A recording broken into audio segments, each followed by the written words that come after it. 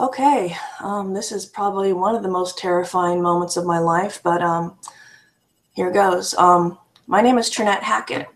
I'm 34 years old and I live in 29 Palms, Marine Corps Air Ground Combat Center. I have a wonderful husband that I've known for 21 years, and he's amazing.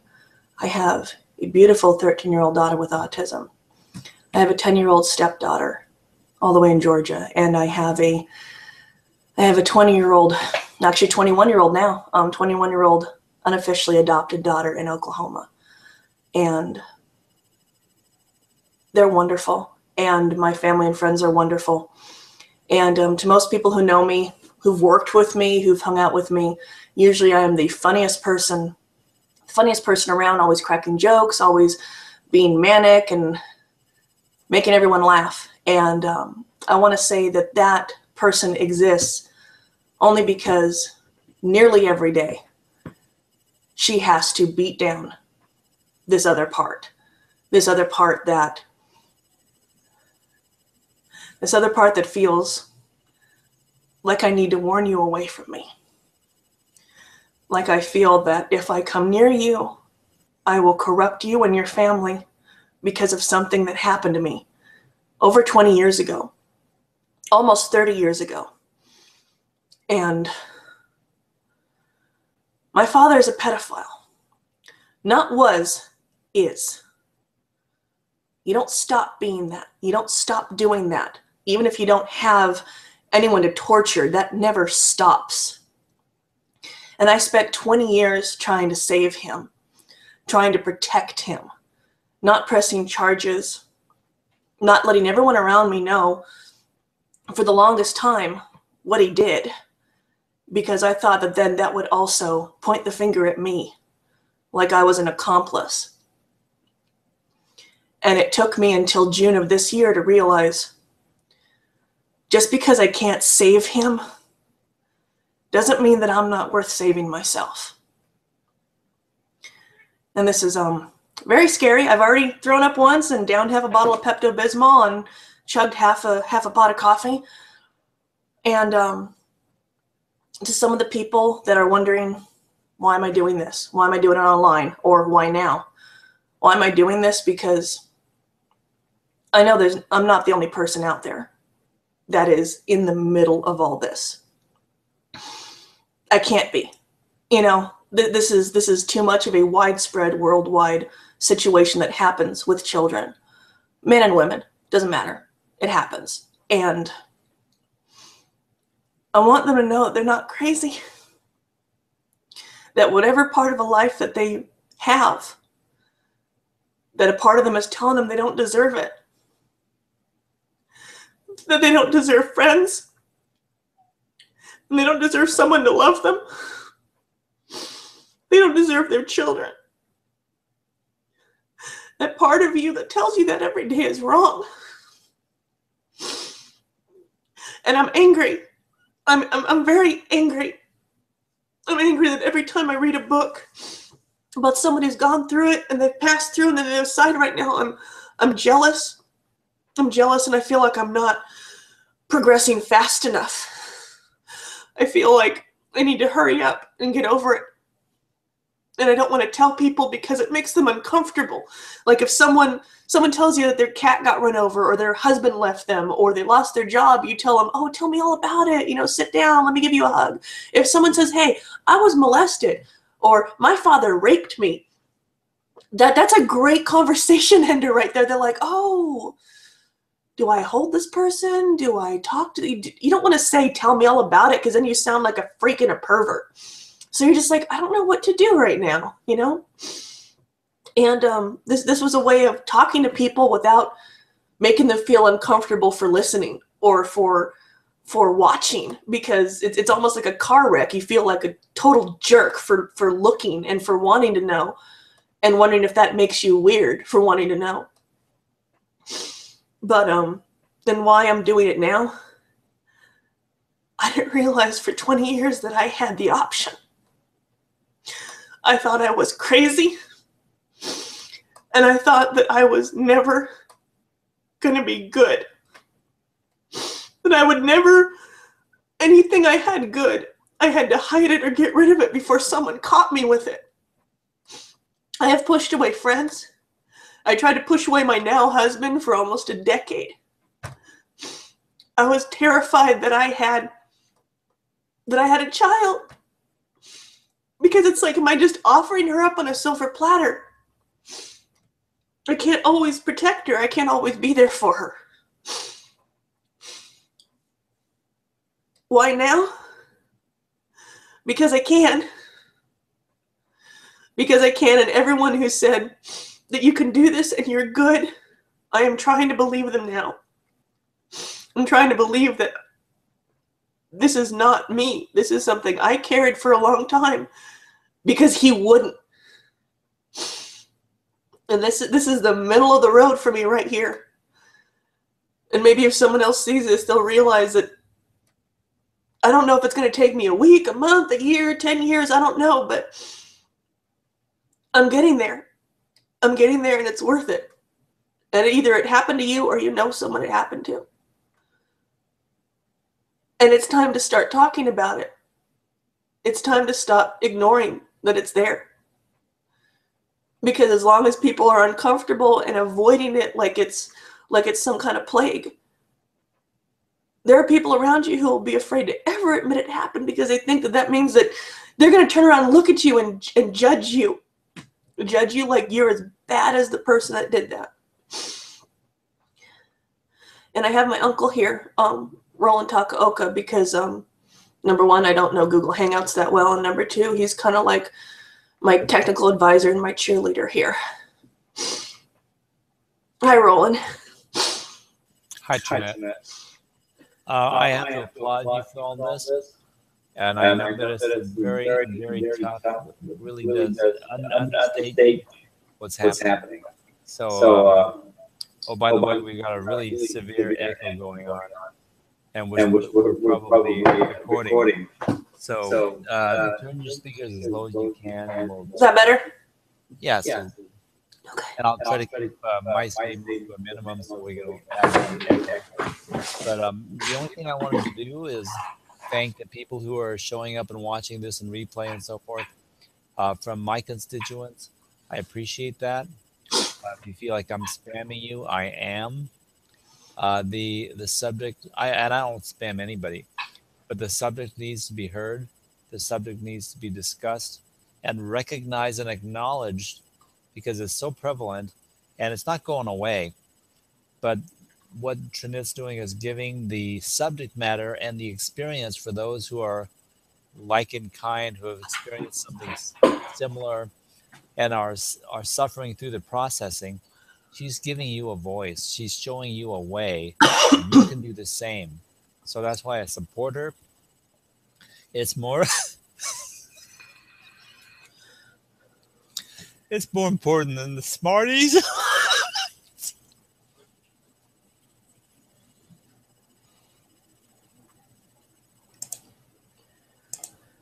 Thank you, Roland.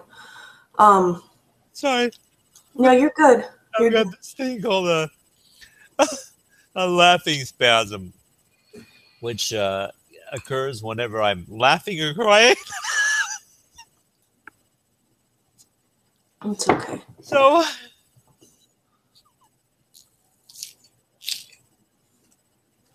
and then it goes away. So anyway, when the spasm is over, I can tell you what I'm thinking. And basically, I have to applaud you, Trinette. I appreciate what you're saying, and I support you 100%. And if you blaze the trail for other people, whoever they are, to voice their issues too and to talk about it and process it and get to the other side, then we've done something positive here. Congratulations. Thank you. What I was going to say, first of all, I don't have I barely have bullet points written down, so I tend to ramble. I swear like a sailor, so I'm going to try to keep that to a minimum, but I do have a profane vernacular that sometimes will pop out, and I apologize. I have a very dark sense of humor, so sometimes the things I find funny are out in left field. And I know that's a huge defense mechanism, but couple of things I wanted to touch on is, first of all, if you're signing on to this hoping that I'm going to give you explicit details about the abuse, go buy a book from somebody else, because I'm not going to give the predators online more happy material. I'm going to touch on the subject. I'm going to talk about how it affected me since then, and the ways that I have carried that lie of a lesson, that is all I was good for. And I set about very effectively trying to destroy my own life. Okay. I have ruined some friendships, some I've repaired. I have pushed away family. I have, touching on it very lightly, I became a stripper. And not unsurprisingly, after that, I became a prostitute. It didn't matter, because when someone you love doesn't love you no matter what you do and doesn't see you as a person, you start thinking, I'm already broken, so I might as well make money off of it. And it's a joke that all dancers out there have daddy issues, and most of them do. Most of them do, not all of them. But it's real. It's real, because when you do that, you lose a part of yourself that you're never getting back. And what happened this spring is I kept trying, because in the 80s and 90s, therapy tells you it was all about reconciling. No matter what they did, reconcile with the family. Always try to keep the family together, bring it back together. And as a teenager and as a child, forgiveness meant hug, kiss, make up, everything's fine again. That's all that matters. So being told that over and over again, I tried to skip directly to everything's fine now, which I could do, because as a child from 5, you learn to split, you learn to check out, and the part of you that doesn't understand, that's scared, literally goes somewhere else, literally. And the part of you that was going to grow up and become a mother or a wife or a girlfriend or a friend, that person steps to the foreground and says, I'll handle this, I'll take care of it, I'll take care of you. And let me first say something that until I spoke out at 13, nobody else knew in my family. This is not something where my mom was hiding it or covering it up.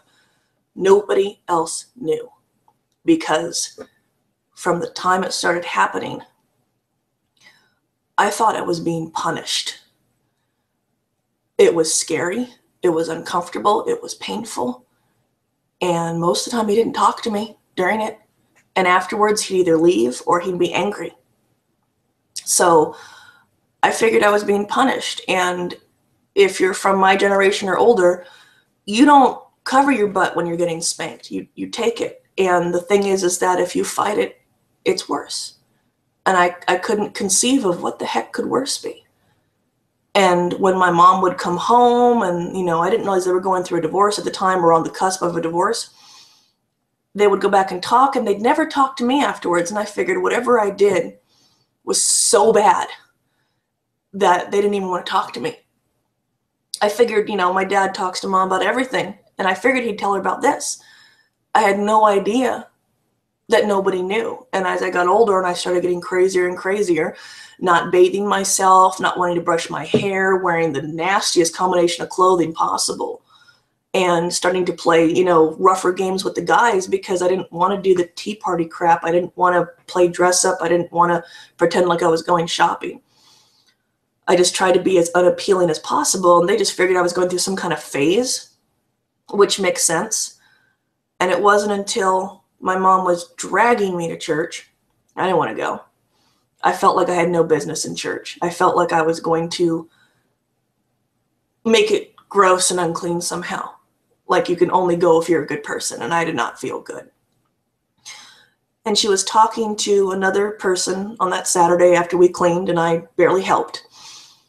And they were discussing a pedophile or something in the paper.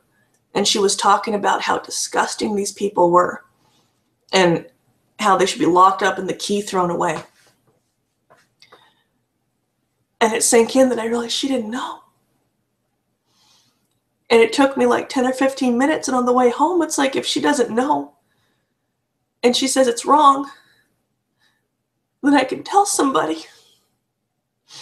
And she almost caused a traffic accident, breaking the car in the middle of the road. And all I could remember at that point were 2 instances, the first and the last. And that's all I could remember. And I told her those, and she took me home, and she went to go confront my father. And he owned up to it. He owned up to it. I never pressed charges because I didn't want him to get hurt in prison. I didn't want that to happen to him. That's the only dad I had. And I didn't want him to die.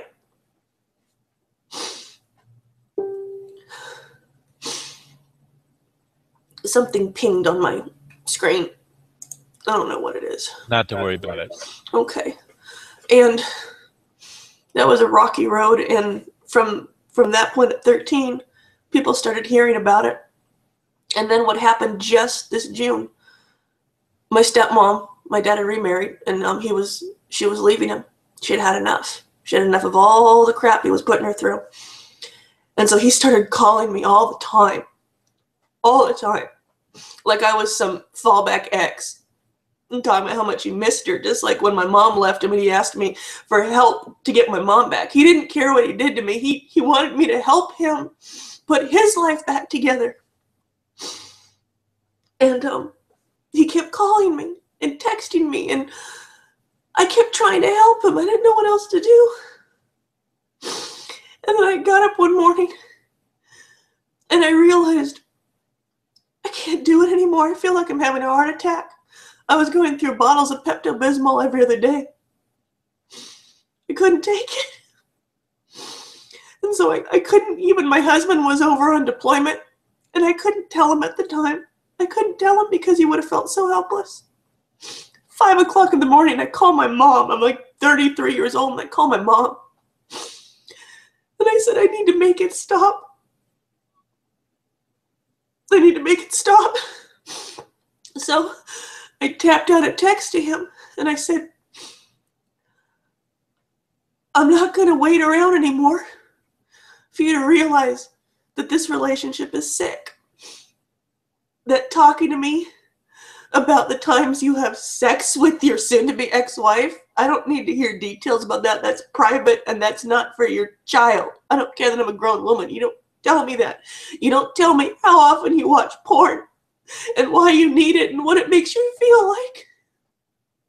And every time you talk about it, I didn't know how to get off the phone. I literally didn't have the strength to get off the phone.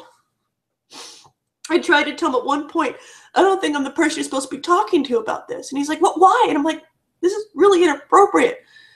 And his response was, whatever. And he kept talking. And I realized every time he did that, he had me. He had me again. Just like when I was 5 or 8 or 9. And so I had to have my mother on the phone talking to me. And I said, I have 2 hours to completely fall apart before I have to put myself back together and get up and make breakfast for my daughter. I have to. I said, help me. Because I can't do it alone. And she let me go completely apart. And then helped me spend 10 minutes putting myself back together. I said, now we're going to do what I'm good at. We're going to pretend that I'm completely crazy and everything is fine, like a freaking functioning alcoholic. And I got my daughter on the bus, and I smiled, and I waved, and I kissed her goodbye. And then I started wandering aimlessly around the base here, just like, I need a therapist. I need a therapist because I can't handle the voices. I can't handle the voices, the part of me that wants to just hide. And even now, I want to say, don't look at me. Don't look at me. I'm sorry. Don't look at me. I'm sorry. And another part of me just wants to crack jokes. It's like, let's just, shine some light over here, jazz hands, we're good. And there's this other part of me that wants to just get in everybody's face going, what is your problem? This happened to me. And anytime someone wants to turn away from this because it makes them uncomfortable, it's like, if you want me to be the only one this is real to, then you're asking me to be crazy. Like my dad's biggest argument right now, when I started posting things on Facebook going, I remember, you son of a bitch, I remember it all. His argument to people, his defense, is that he molested me less than I'm saying he did. He doesn't even get how crazy that is. He doesn't get it's like, oh, I'm a diet pedophile. That's cool. And it's hard for people because they're like, I've known him all my life. He wouldn't hurt a fly. He's sweet. He's gentle. It's just like, yeah, he didn't beat me. He didn't beat me. But by his actions, he taught me that that's what I was good for. And I realized he will never see me as a person. Even now, thinking I don't have a right to tell anybody, he will never see me as a person. And everything I did, everything I allowed to do, he doesn't love me. Because how the hell can you love someone and watch them cry? And watch them say that I just want to go to sleep. I couldn't say I don't want to. I just said I just want to go to sleep. It hurts. How can you tell someone no, it doesn't?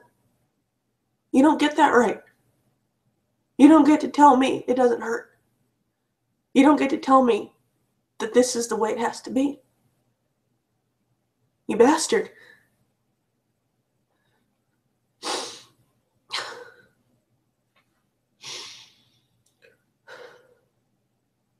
Sorry, that was a really long ramble.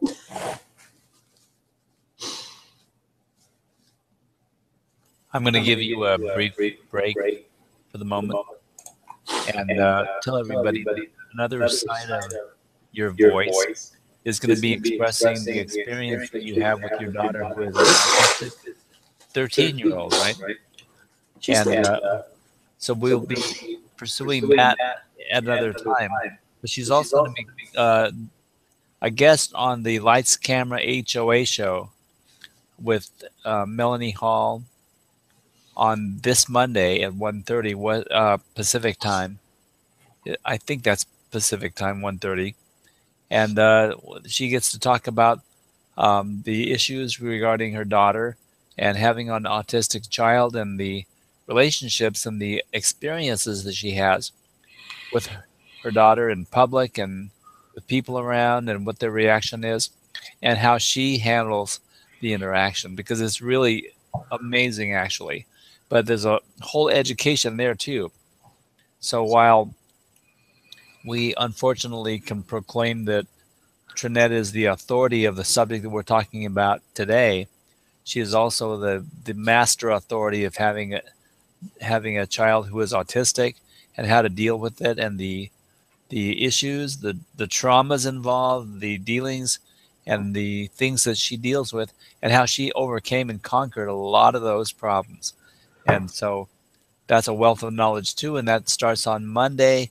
But now we're going to go back to the presentation today, and we're basically about halfway through our hour, and we're not on a specific choking time schedule. And when you're done, you're done, and we don't have to worry about the time signatures so much. But our plan is for an hour, and I think that we've probably given you enough time to process a lot of the first half and get the initial message out. But there is so much more to your story, because from here, as you say, you're in the middle of the road. You still have to process out of this and past it. And so when you're ready, we can carry on with your next subject. How you doing, Trinette? I'm doing okay, thank you. As anyone who's known me even a little bit, the hard part is usually getting me to shut up. And the only reason that I pause sometimes is I'm still fighting with that part of me that says to shut up. Don't say this stuff. It's ugly. And I'm here to say, it's ugly. It happened to me. That doesn't make me ugly. And so sometimes it's a very hard thing to convince myself of, because I look and it's just like my family and my friends and my husband are like, you're beautiful, you're gorgeous, you're fierce, you have pretty hair, pretty cheekbones. And then sometimes I'm just like, yeah, I'm just like the hottest thing alive, and back out of the way. And other times I look in the mirror and I'm like, Oh God, it's Jabba with war paint. And I know it sounds funny. It's kind of like I didn't invent this statement, but I told my husband, and he didn't find it funny.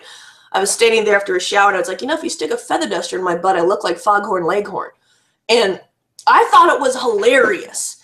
And he's just like, honey, no, no. And he's being all sweet. And I'm like, no, let me find a feather duster. Let me go buy one. He's like, no. And I think that's a part of me, forget all society saying you have to be a size 2 or whatever. Another is a part of me is just like, some days I want to be pretty and put on makeup and earrings, and other days I just want to slump around looking like a hobo, so that way no one will see me. I'll slip under the radar.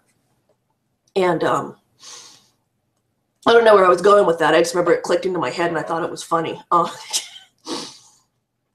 One of the things that I realized is, first of all, I want to say some things. I am not a therapist. I'm going through a lot of therapy. I've gone through therapy over the years. And up until recently, every time someone hit a nerve, I'd run away. There was a therapist in high school that kept telling me it wasn't my fault. And that terrified me. Because it's like, if it's not my fault, whose fault is it? Who the heck's fault is it? And I could not process that. I couldn't. That's my dad. Why is it his fault? And he won't even say he's sorry. He's not sorry that he did it. He's not sorry that he watched me for 2 decades go crazy. And he did nothing. He did absolutely nothing. He thought, to him, love means you hang out, you have fun together, you give them things, you do stuff for them. I realized last week he has no concept. He wants love, but he has no idea how to give it. He doesn't love me. He doesn't love anybody. Because you cannot ignore this. You cannot. He said once, well, except for what I did to you, I've always considered myself a paladin. And I remember standing there, and I'm like, I couldn't even say anything, but I was thinking, what the heck does that even mean, except for? Except for. You were a horrible husband. You made more than enough money to keep us comfortable, and yet we keep borrowing money just to buy groceries because you had to have your vending machines and your toys and your games and your computers. You weren't even a good husband. You weren't a good father. Both my brother and I had other father figures. And I realized that this last month has been full of revelations. Through the grace of his children, he's out of jail. I didn't press charges, and my mom wasn't going to make me go through that nightmare at that age. And in some ways, I thank her, and I understand why, because that would have been horrific, absolutely horrific. And the cops and CPS and everything kept trying to show up at my middle school every week. It's like, just say the word. And I was like, no, I just wanted it all to go away. I didn't want to heal. I just wanted it to never exist. And I found out that my brother, 3 different occasions when he was living with him, found pornography. Not of me, of other people. 3 different times. So it's not just like I was the one instance. He had video, he had pictures. And that was back at an era where you had to really take time to download. I mean, dial-up is a real thing. You had to work at it. And the question is like, first of all, why is it there? And you can't say it's an accident, because the other question is, why is it the only type of pornography on the computer? Neither one of us knew what to do. So we get to live with the fact that we let him go free. Statute of limitations has passed. I have no more physical proof. Although I don't know why anyone would want me to retain physical proof from that time. All I know is that my brother knows I'm not crazy. My family and friends believe me. I have what's up here. And whether he likes it, my dad does too. He wants to say this isn't true. He's really good at checking out in a conversation. There'd be times my mom or someone or I would be talking to him, and he was there, and all of a sudden he wasn't. And it's like, are you even listening to me? And he would say no. Like, that's okay. It's like, no, I'm not listening to you anymore. He didn't see what was wrong with that. He didn't see it. So he is like this complete sociopath that no one's feelings are real except for his. And for years, I wanted to save him, because if I could save him, I thought that meant there was hope for me because I tied my fate to his for 20 years. It was our secret, our burden to bear. And when he wouldn't carry it, I had to carry it. Because if no one was going to carry it, then it only happened to me. And that makes me crazy, you know? If it only happened in my world. And I would drop it and pick it up because I couldn't let it go. I could not let him walk around with his head held high like everything's fine. It's like, it's not fine. It's not fine. It's not okay. And you're a son of a bitch because you're never going to be sorry. And I have every right to be angry with him. And I realize there are plenty of people like, you need to let it go. You need to, I'm going to let it go eventually. But I spent 20 years hating myself. I spent 20 years hating myself. So I think I'm entitled to a few months of being pissed at the right person for once. And, you know, that's not glamorous. This doesn't have any particular path, but I just wanted to say that this is where I am. You know, I'm right there in the middle. I'm angry, I'm depressed, but I'm doing it. I'm doing it because I realized one day that I won, and I was afraid to realize I had won. I have a husband who is a wonderful man. He doesn't beat me, he doesn't hurt me, he doesn't do anything like that. And he never will. And I have wonderful children, and I have wonderful friends. So in spite of me trying to destroy everything good I had, I still have it. I still have it because I was too stubborn, too spiteful to lay down and die. I've done a lot of things. I've smoked. I've prostituted. I was afraid to start drinking much because alcoholism is rampant. I like the taste of alcohol. And I know that if I crawl into a bottle, I won't leave. I was terrified of doing drugs because I'm a control freak. And I look at now going through talking to people and rationalizing and going through all this narrative therapy. Things are clicking. Things are clicking. I just thought that I was like a quirky bitch and people just had to deal with me. I now know why I used to scream at my husband when he would just push the bedroom door shut and it would click. That click was like a death knell in my head. That click, and then I was a different person. I was a different person. I would shut down. I would get angry. I would get angry. And that would be something that I would get after him for, like he was too stupid to shut a door right. I'm sorry, Roland. You wanted to say something? You're on mute. Yeah. I just wanted to mention that when the subject gets a little bit too hot for you, you want to take a deep breath. And maybe before our hour is up, you had knowledge of statistics relative to child abuse and parental abuse that were appalling. I couldn't believe what you were quoting me.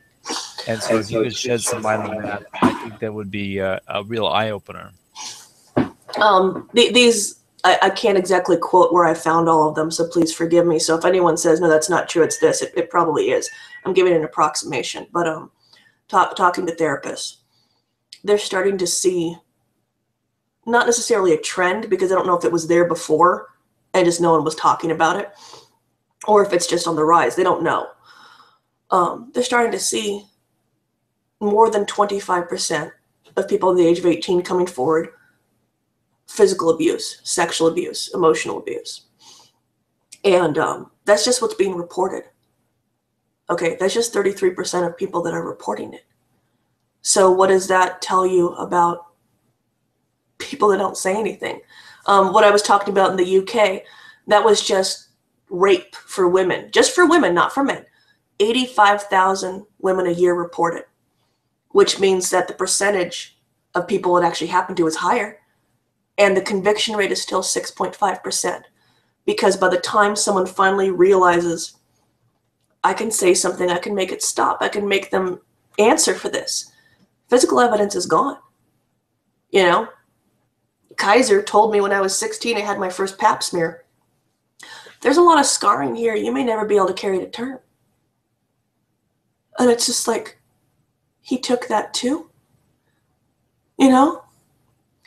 I had no idea that anyone could take that from you. Now it turns out that, you know, Kaiser didn't really know what they were talking about, and I can have kids just fine, but it took years. And by the time people normally speak up, all you can give them is your word, which is terrifying, you know? That's absolutely terrifying.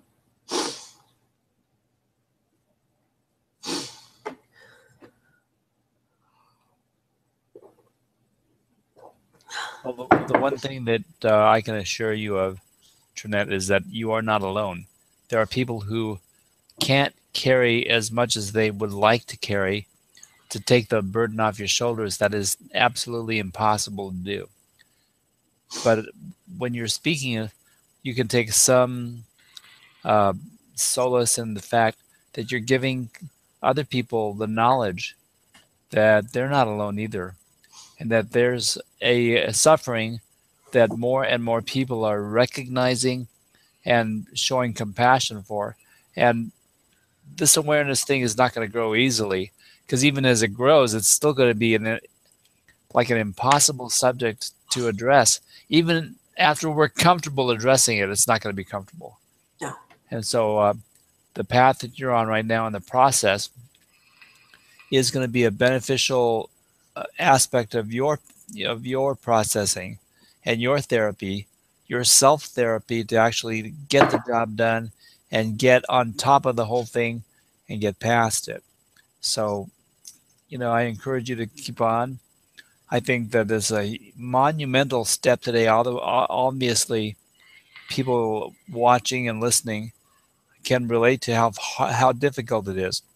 And the fact that you're not staging yourself, you're not actually poising this for any kind of a personal gain profit above and beyond what you personally benefit. And so this is something that everyone can do who is suffering from a similar thing. They have a voice. To find it and to exercise it is going to be as difficult as we can see you're dealing with right now. Yeah. I'm not quite sure where to go from that. Thank you. Thank you for telling me that. And I realize I'm not alone, and I'm warring with myself because a part of me says, God, this is pretty arrogant for you to be like, you know, stand up with me and come with me and experience this. And it's like, you know what, I'm not saying this is a picnic. When I say come with me, it's one of two things. Okay, one is, if this happened to somebody, sometimes it's not easy. Sometimes it's not, it happened, I'm good, I'm gone. And if it did for you, great, I am so happy for you. But if you've spent years repressing this and years bargaining, just let me get through another day, another month, another hour, it's harder. And sometimes it takes everything you've got. And sometimes all I can do is call my mom and say, just tell me I'm good. Because I can't hear it right now. Tell me I'm good. Tell me I'm clean. Tell me I'm good. Or I just hold on to my husband. It's just like, I need to hear some other voice other than my own. Because what's in my head is ugly. And I can't stop it. And bless his heart, he will. He will. And there are some days, and we'll talk about it some other time, there are days I can't have him touch me. And then there are days that I just koala bear around him and I trust him. And then there are days he'll walk into the room and I can't put my back to him. And he looks nothing like my dad, sounds nothing like him, smells nothing like him. But I have to have my back to a wall. And he puts up with a lot. He knows that it's not his fault. He knows that there are things I can't control right now. But he's doing it with me. He's doing it with me, and I couldn't do it without him. I think the reason I held on so long was because, one, I didn't realize I had a choice. Two, I was waiting until after my dad's mother passed. I didn't want her I didn't want her to know everything. I didn't think she could handle it. And the other thing was I wanted him here. I wanted my husband here. I was so scared. I kept dreaming that I would wake up and my dad would be sitting on the edge of the bed going, we need to talk. And I couldn't handle that. I had the freaking wasp spray on my headboard. It's still there. I won't let him take it down, even though he's home. I had the wasp spray. I was putting things under windows. Like he's going to show up and break into the house, right? I was starting to set things up. You know, like at one point I made a fake me of pillows in the bed, and I slept in the guest room. And then I realized, oh my gosh, I'm not protecting my kids. So 2 nights in a row I slept in her room. You know, and I was making these scenarios out of my head, even though I know my dad's a freaking coward and he wasn't going to show up after I told him to leave me alone. And even when I started talking on Facebook, just posting some things on Facebook, he's going around saying it's not true. He tried to call my mom, of all people, and been like, she's saying these things about me. It's not fair. It's not true. And my mom, like a champ, pretty much said, you know, blankety blank, you know, go pound sand. And I hate you. He's so oblivious that he doesn't realize the people he's trying to talk to. It's just like, well, it was less than she said it was. It was less. And it's like, well, bully for you that you can't remember it, dude. Great for you. What about what's in here? Do you think I want this? Do you think I want to wake up screaming at 5:30 in the morning for my mother? What 34-year-old wants to wake up screaming for mommy? That happened, you bastard. That happened. And you are so in your own little twisted way that didn't stop you. Which is why I realize there's a part of my dad that's not human. And it's not my fault anymore. That's not my fault. So a lot of times when I come on here, yeah, I'll be angry. You know, I haven't achieved serenity. I'm working on it. But I'm allowing myself right now to be angry. Because I can, because now I know who to be angry with. Not my mom, not my husband. I don't need to hate my husband for loving me. I don't need to hate my friends for not seeing the part of me that I see, that I am evil, that I am broken, that I am dirty. That's what I'm working on, is to stop apologizing like it's ruined me.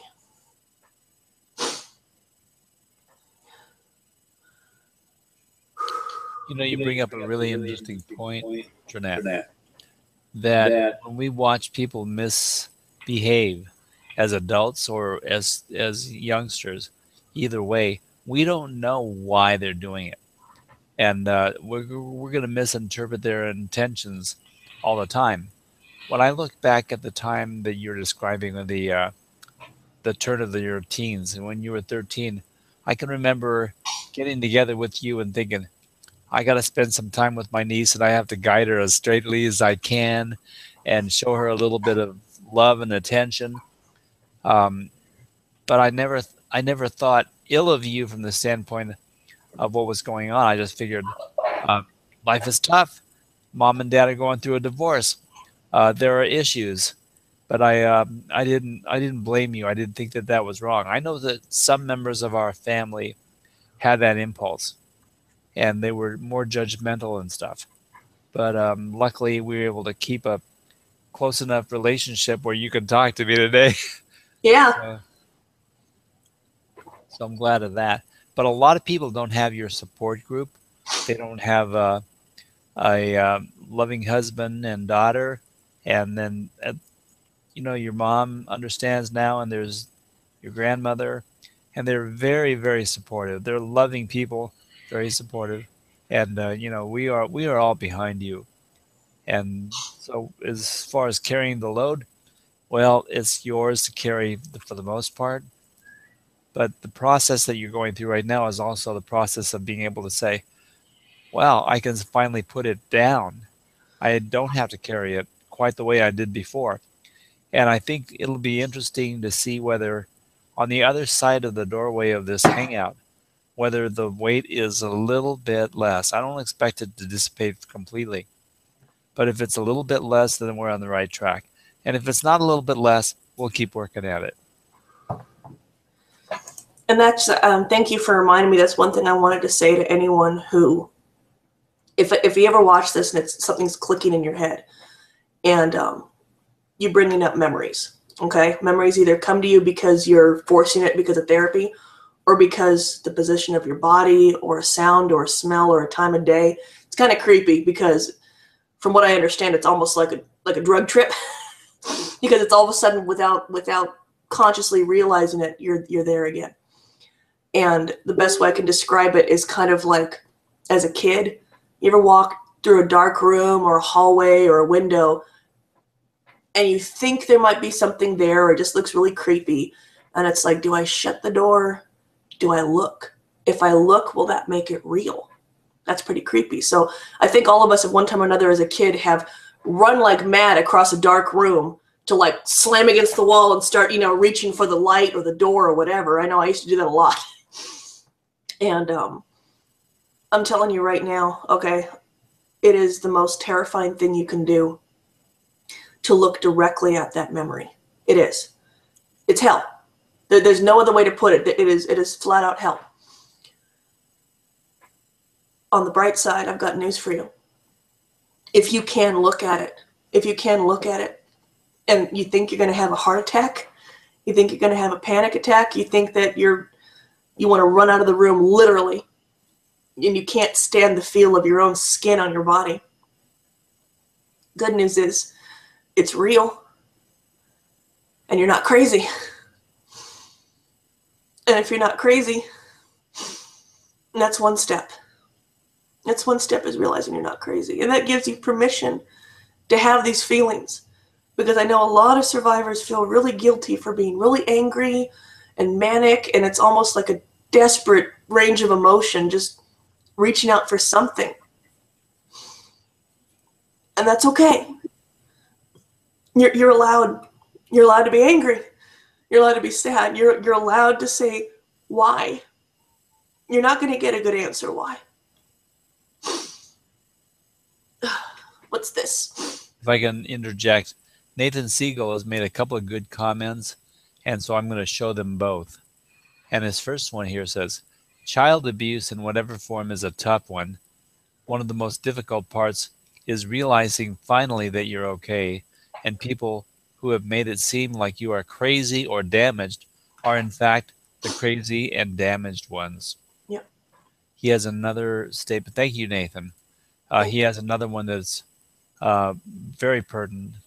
It's common for the abuser or that is possibly plural, it's common for the abusers to fight back and claim the victim is lying. One strategy the abuser will use is to cast the victim as the abuser and themselves as the victim. And this, if this has happened to you, you will know how frustrating it can be. Yeah. So there's no clear honesty coming across. So obviously you've got a difficult fight when people aren't playing fair. Yeah. Definitely. That actually is the last time it ever happened. We were on the couch, and my dad said, if someone's doing something you don't like it, you're supposed to tell them to stop. And it's like, I didn't know I could. And it felt like there was this weight pressing on my chest, like I couldn't breathe. And I froze there for I don't know how long. And he kept doing it.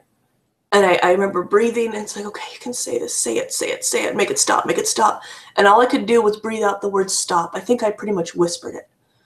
And he removed his hand, and I ran to my room and locked the door like I did whenever it wasn't in my room. And I stayed in there for a while, and I was trying to make sense of it, because I don't care who you are, you're trying to figure out, why is this happening to me? I realize I'm not the best kid in the world, but why? And the only thing I could think of is back to, it's a punishment. And I was like, okay, well, he said if someone's supposed to do something, someone's supposed to stop only if you tell them to stop. I realized, was I supposed to say stop all those times? And bam, he won again. because all those times I didn't say stop, I must have said, without saying it, yes. And that is a pure rapist mentality. Unless both parties explicitly say no, the implication is yes. You know, that is a pure predator right there, that unless you say no and the other person acknowledges you said no, you must have wanted it. And I didn't know that then, so I went out and I was like, Dad, did you do all this to teach me a lesson? And he wouldn't look at me and he goes, yeah, I guess so. And I realized at that point that that was my silence sentence for another year or two, because I figured this is now my fault because I never said no. And I'm telling you right now that from a kid's point of view, it does not occur to you to tell the adult no, because they're supposed to police themselves. You're supposed to trust them, and they're supposed to do the right thing for you. So whether it's spanking or helping you or being good to you or disciplining you or yelling at you, you can't tell them to stop. You never tell your parents at that age to stop yelling at you. You know, you get in worse trouble. Then the whole family cracks down on you, you know, for being an ungrateful jerk. So when he told me I had a choice, and I never thought I had a choice, that threw me for a loop for a long time. It's just like, and that was a great way of buying my silence, because then it was my fault. Only my fault, not his. Not his. He was teaching me a lesson. You know, he was trying to help me. And now I look back and it's like, what, I'm trying to save you from predators by showing you what a predator does? Thanks. Duly noted. Got it. And I can laugh about it now, but... Yeah, you can laugh about it. But by the way, just to let the people watching know, Trinette is one of the most brilliant, intelligent, and funny, as in hilarious, people you're going to meet. Part of that was spawned from necessity, but we can all appreciate your personality and what you bring to the table. I started enticing Trinette to hangouts by trying to talk her into selling these earrings that she makes out of origami. And I swear to God, these earrings, the actual origami cranes that she makes are so small, I can't possibly even get my fingers to work that small to fold something that small, and she makes beautiful earrings out of them. And so I know that she can make some money, but the essence is right now, that's not important. This is. So I can appreciate it. One day I'll get to that. We're working on like basically 7 minutes towards the end of the anticipated time. We're not in any obligation to wrap it up, but we can probably start winding down. And if you were to try to say this is the next step, because we know that you're in the middle of the road, the middle of your journey, and you're processing. What is the light at the end of the tunnel, and what encouraged you to take the next step? And what do you see as the things that you can do to apply some kind of processing that's to your benefit? Oh, God, that's a lot of questions. I don't know if I can answer them all. I think I forgot half of them. Just grab one.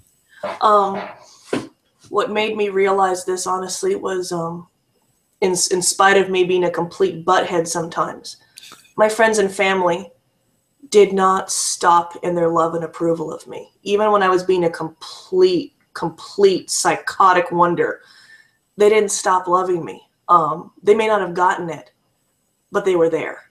And I think that's the best thing if you see someone acting completely crazy, is not to leave them. You know, and I'm not saying take abuse. Okay, I'm not saying that at all. But I'm saying if you realize they're just acting like some kind of like broken spider in the middle of the bathtub, that it's definitely a cry. Like, I don't know how, but freaking help me, you know? And my husband made me feel safe enough that I know he will never let anyone hurt me like that again. And I know that I won't let anyone hurt me like that again. And I sure as heck won't let anyone hurt my daughter, not while I'm alive, not while I'm near her. Any of my daughters. And the next step for me, I'm still working on it, is giving myself permission to put this down. And I don't know how long it's going to take. And you carry something for long enough. I think any survivor of any kind of abuse will understand this. After a while, you take like a real sick pride in being able to develop a resistance to poison. You take a very, very dark pride, like, well, I can handle this and still go to work and still have friends and still cook and clean, and I'm doing it. It's kind of like just put on a happy face, and you kind of get a little crazy, and the part of me thinks, I don't think anyone else could do it as well as I'm doing it. At least I'm handling it. At least I'm surviving it. And you feel that's how you identify with yourself. You are proud that you can choke this all down. And the realization is that you don't have to. And some days I get that. And other days I'm just like, but that's who I am. And that's the part of me that I'm trying to shut up. is the part of you that says, you've done it for so long. Keep making this stupid mistake because at least it's familiar. Well, you've processed it quite a bit today.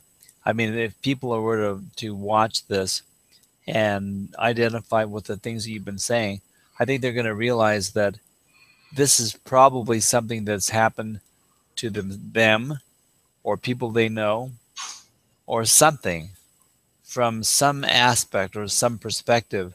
And it's way more prevalent than people will even want to admit. So the subject matter, as hard as it is to talk about, needs to be talked about and needs to be processed. So the message for those that relate to this, and maybe you've been a victim of a similar thing, is that there is a next step beyond what you're feeling right now. And you don't have to stand still. You don't have to do nothing. And if you want to contact Trinette or me and talk to us, you can reach us through Google Plus. And Trinette Hackett, her name is right in front of you on the screen there. Right here. And we taught her how to make a lower third today. And we'll make a better one for next time. But it's really been an experience listening to you. A lot of this stuff, I had a good idea, but I did not know until now. Yeah. And that's the syndrome that we are going to witness all over the place. Because when people start to tell their story, jaws are going to drop. And, they have to hit the floor a few times to realize we have to be more aware of this. We have to be more preventive in our natures and just be conscious of the fact that people who do not seem what they are can be something radically different right before our eyes, and we don't realize it. And the nightmare that they're going through is very, very limited into what environment that they can control. I'm speaking of the predators. But the nightmare, the effect, the essence of what's going on is way, way more vast. So what you've shown, Trinette, is that what happened to you a couple decades ago took you those 2 decades to process the point where you can finally speak about it, let alone get over it. And we know that there's a journey there, and you've got a support group, and hopefully more and more people will be joining in. And then the other thing is you'll be helping more and more people too, as they process their own lives through a similar thing. So thank you, Trinette. Thank you for helping me. Yeah, you're welcome.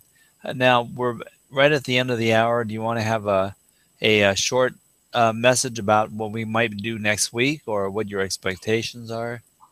I haven't quite figured it out yet. I think one of the things I wanted to talk to everyone about would be the coping mechanisms and triggers that you don't even realize that you do.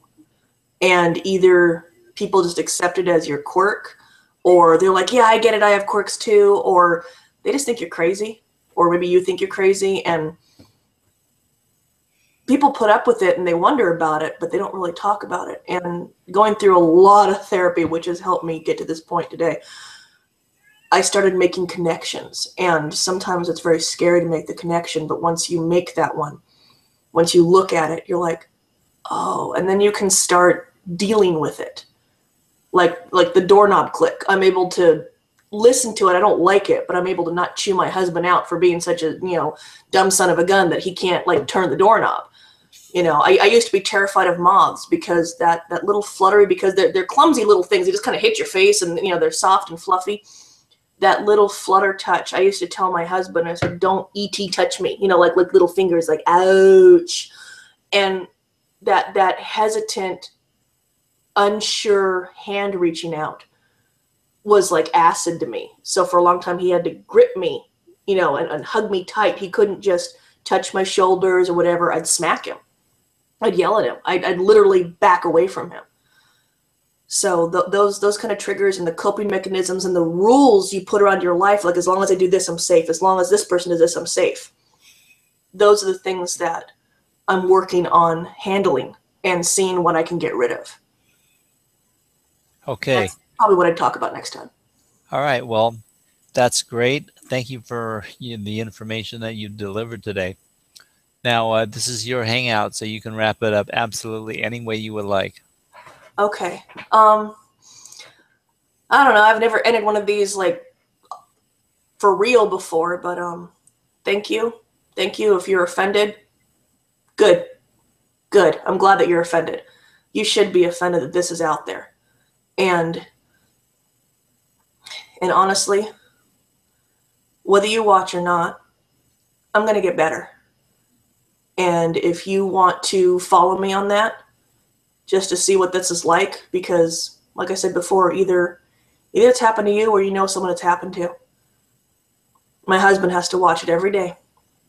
My friends and family, my mother has to watch it every day. It does get better. I don't know how long it's going to take. I don't know how long I'm going to be angry and I'm going to stab cardboard boxes in my garage.